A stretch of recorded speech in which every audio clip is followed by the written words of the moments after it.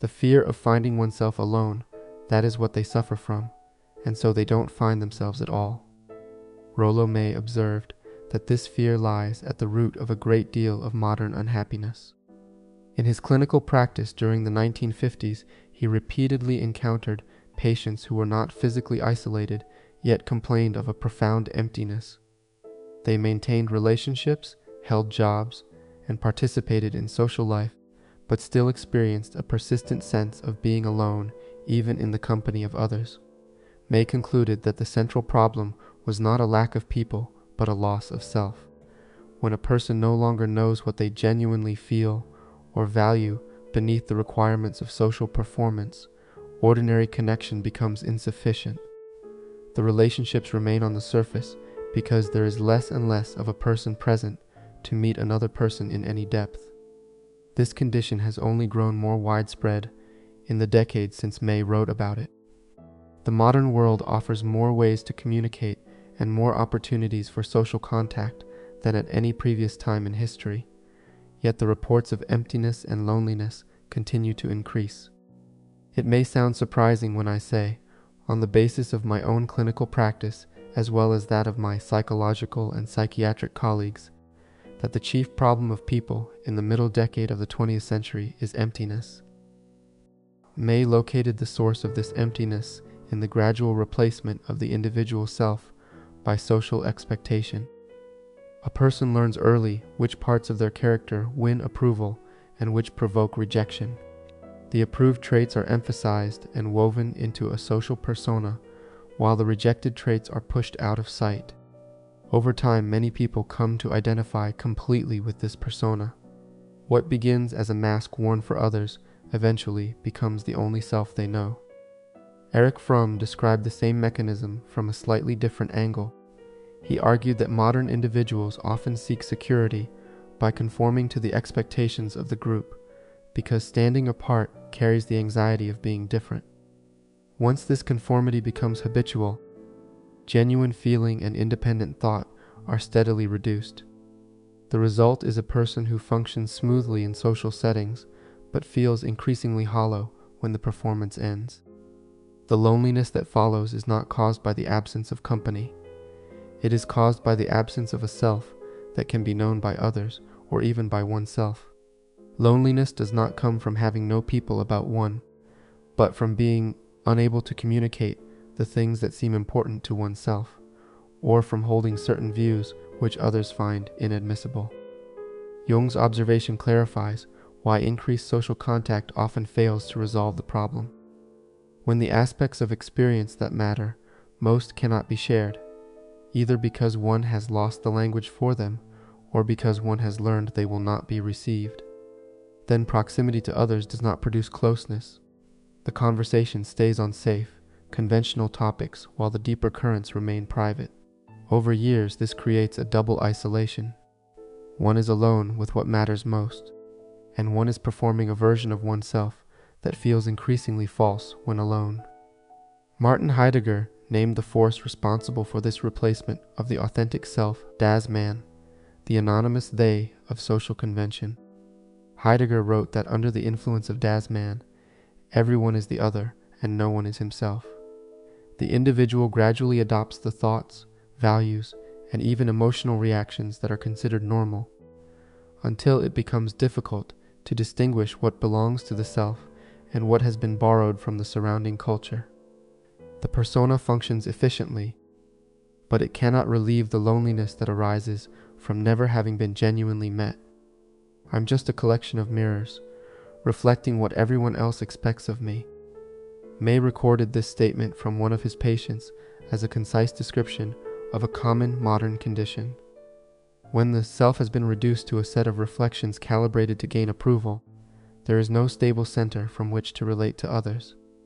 Paul Tillich, whose work deeply influenced May, described the final stage of this process with sobering clarity. A self that has become a matter of calculation and management, he wrote, has ceased to be a self and has become a thing. A thing can perform social roles. It can be agreeable, productive, and well-liked. What it cannot do is enter into genuine relationship, because relationship requires the presence of an actual self. The loneliness that results is therefore structural. It cannot be solved by adding more social activity because the deficiency lies in the quality of the self that is available for relationship. The more frantically one seeks connection through the persona, the more one confirms the emptiness that the persona was designed to hide.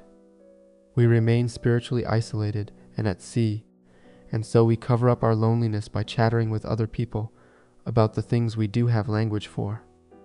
Our deeper emotional experiences are pushed further away, and we tend, thus, to become emptier and lonelier.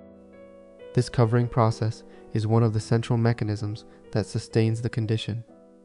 Rather than turning toward the interior and examining the source of the emptiness, most people turn outward and attempt to drown the feeling in activity and conversation. The topics chosen are almost always those for which social language already exists: work, entertainment, current events, while the more personal and existential layers are left unspoken. Each such conversation adds another thin layer of distance between the person and their own interior. Erich Fromm saw this as part of a larger cultural pattern in which individuality itself becomes a source of anxiety. The safest route, Fromm observed, appears to be conformity. If I am like everybody else, I am saved from the frightening experience of aloneness. Yet the safety purchased by conformity is illusory. It removes the anxiety of difference at the cost of removing the self. What remains is a functional participant in social life who nevertheless feels fundamentally unreachable. Our language has wisely sensed these two sides of man's being alone. It has created the word loneliness to express the pain of being alone, and it has created the word solitude to express the glory of being alone. Tillich's distinction is crucial because it shows that the external condition of being alone can lead to two completely different outcomes. Loneliness is the pain that arises when one is alone without a developed interior. Solitude is the positive counterpart, the capacity to be with oneself in a way that is nourishing rather than desolate. The movement from loneliness to solitude is not achieved by finding more company. It is achieved by recovering enough of the self that one's own company becomes meaningful. Carl Jung reached a similar conclusion through his own prolonged period of interior work. He discovered that only in complete abandonment to solitude did he encounter what he called the helpful powers of our own natures. When the persona is set aside and the deeper layers of the psyche are allowed to speak, resources become available that had been inaccessible while one remained identified with social expectation. This does not happen automatically. It requires the willingness to bear the anxiety that surfaces when the familiar performance is dropped and one meets what has been hidden beneath it. Courage is the capacity to meet the anxiety which arises as one achieves freedom. It is the willingness to differentiate, to move from the protecting realms of parental dependence to new levels of freedom and integration. May defined courage not as fearlessness, but as the ability to move forward in spite of the anxiety that genuine freedom produces. To reclaim the self from das Man and from the persona one has constructed means tolerating a period of uncertainty and potential disapproval. It means learning to stand apart from the collective voice long enough to hear one's own. This process is inherently uncomfortable because it removes the protection that conformity once provided. Yet May insisted that this discomfort is productive. One of the few blessings of an age of anxiety, he wrote, is that the anxiety itself can force a person back towards self-awareness. When the old strategies of performance and distraction finally fail to silence the emptiness, the individual is left with the question that matters: who am I when I am no longer performing? The recovery of an answer to that question is the beginning of genuine solitude and, eventually, of genuine relationship with others. Finding the center of strength within ourselves is in the long run the best contribution we can make to our fellow men. This is what our society needs, not new ideas and inventions, but persons who can be. That is, persons who have a center of strength within themselves. May's conclusion reaches beyond individual psychology. A society composed of people who have lost contact with their own interior will remain collectively lonely no matter how densely connected it becomes. The cure is not primarily social or technological. It is the slow, difficult work of recovering a self substantial enough to sustain both solitude and authentic contact with others. The loneliness so many people feel is not an indictment of their worth or their lovability. It is a signal that something inside them has not yet been allowed to exist. Kramskoy's solitary figure, seated in the desert with his head bowed, does not depict defeat.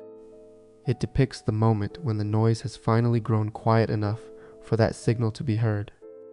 The desert is not a place of punishment. It is the place where one discovers whether one is capable of becoming a person who can be, a person with a center of strength within themselves. That discovery, however demanding, remains the only path that leads out of the particular loneliness that defines the modern age.